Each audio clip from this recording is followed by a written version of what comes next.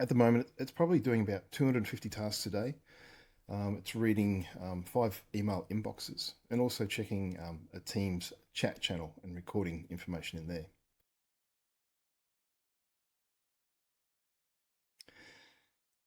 So I let AI run my inbox since Christmas this year. This is a story about a current system I've got installed and working, doing actual work. Talked about it before in one of my other videos. At the moment, it's probably doing about 250 tasks a day. It's reading 5 email inboxes and also checking a Teams chat channel and recording information in there. When I first started out doing this and getting this set up, I was actually using the normal prompting style, like you did with the Chat GPT, things like that. But I was using it in the Codex, which was the Chat GPT version of the desktop.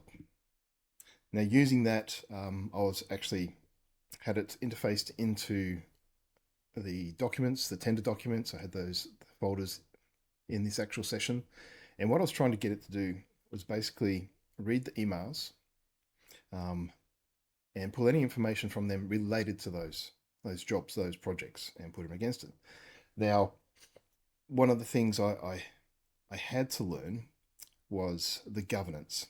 And I had done quite a lot of work on setting up things like standard operating procedures, roles, responsibilities, setting up tasks and things like that. It's a lot of what I did in my past work. So I actually had to set those up for this. And those were in files, just in prompt files, or we call them markdown files.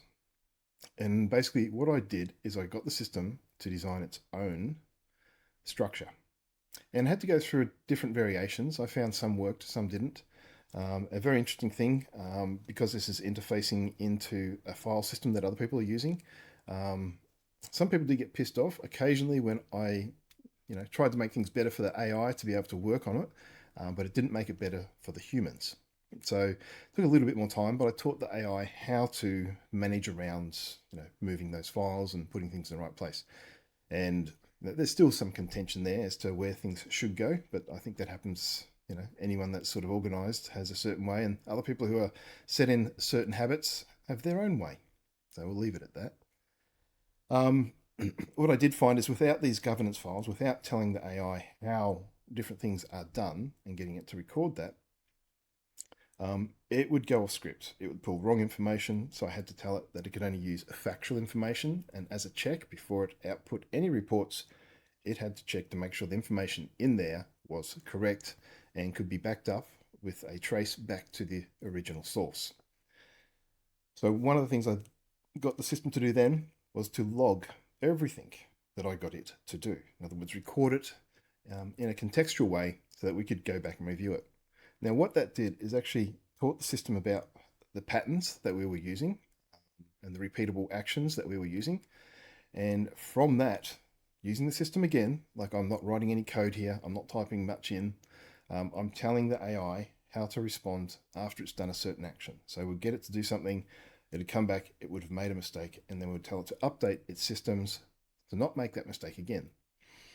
Anyway, looking as to where we are now on the 15th of July 2026, I've just been working with that system actually directly now because it still does operational work. It still does tenders. We had some new files come in today. It's organized those files, it's set up reports, it's done internal costing analysis beside it, so we can see what the estimated price of these tenders are looking at. And it's broken down the requests for quotes. So it's had a look at the items that are in that tender, and it's got our supplier list, and it's made up a whole heap of requests for quotes to our suppliers for the information that's in that tender. And this is just for swimming pool equipment, things like that. So it's not a sensitive item. It's a general use, a sort of recreational item. And that's what the company does. They do swimming pool equipment and swimming pools. So all of these tenders are for that, if anybody was wondering. So what does that look like? Well, basically I get up in the morning and I check my emails about 6 o'clock to make sure the morning review has come in. So any emails that have arrived since the last scan get picked up and added into the report. And that'll give me a rundown of any new tenders, what current tenders what state they're at. So it'll track the state of the tenders. It'll check the folders for updated pricing, for documents being delivered into the folders, and it'll update and keep a track of where those tenders are and whether they're ready. It'll also alert us if we're coming to within a few days and we haven't done something. It'll put an alert in these reports to say it needs to be looked at. And these were all actions that I told it to add in to its checks. So these are all things I told it through verbal communication or through typing in the commands to do these things. That's all I had to do. So from teaching it to do those things, it's now got a full repertoire of skills, and there's a lot of skills. And that's something that I'll be releasing later on, is generic skills ready to be put into a business with a prompt on how to actually go into your file system and work out what it is you need in these things and put that together. I can't say it's going to be efficient the first time, and as I had to do, you'll probably have to work with it and teach it and get to use it. But that's something that I think everyone could really benefit from. And this actual method of teaching these systems, like I've been through this a few times now. I think I started playing with this in 2022, and I started developing the AI systems back in 2024. Was the basics were happening then. I was starting to use them there, and that's where I came in with the VS Code thing, and I was trying to make the reports good, and it's just escalated, and now there's a fully operational system called Betty, and I did actually name it after my sister, my lovely sister Yvette. So it does a 6 a.m. report and tells me where everything is up to. Then through the day, it will check for any incoming emails and also for any messages that need to be addressed. And anything that's urgent, it will send through a ping, and it will also send an email to me if it's something critical that needs to be looked at. And it does that fully autonomously. At the end of the day, it reviews what has been done, and it gives an end-of-day report and sends it all off.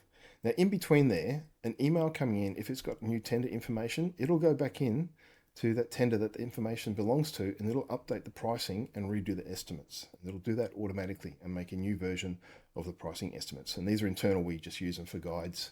We're still training the system to get it more accurate.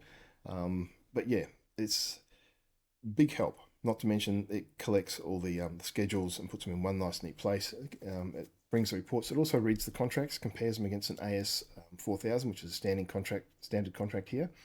And it'll look for any variations from that standard and highlight it in a report so we can go back through and double check and see whether the contract has something that needs to be addressed before we sign it. And this is the current version. And I'm doing more work on these systems. We've got one that does handle the project management, but in a limited way. And I think the main reason for that is I haven't had a full project to push through on it and to train it up. But as far as the system currently works, it can track items, it keeps reference numbers against reports, it's fully auditable, and it's got multiple security layers in it because it does consume external emails.